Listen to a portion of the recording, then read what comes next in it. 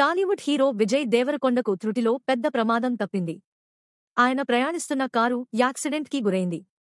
జోగులాంబ గద్వాల జిల్లా ఉండవల్లి సమీపంలో ఈ ఘటన జరిగింది. ఈ ప్రమాదంలో ఎలాంటి గాయాలు కాకుండా విజయ్ సురక్షితంగా బయటపడ్డారు. ఆయన కారు మాత్రం డ్యామేజ్ అయింది.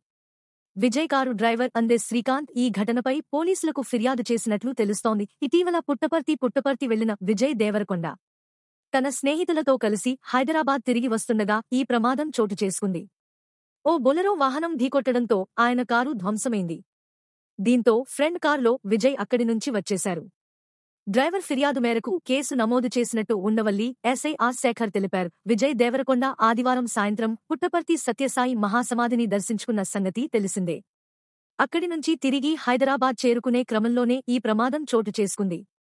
ఈ వార్త విని అభిమానులు కాస్త కలవరపడ్డారు. విజయ్ క్షేమంగా బయటపడ్డాడని తెలుసుకుని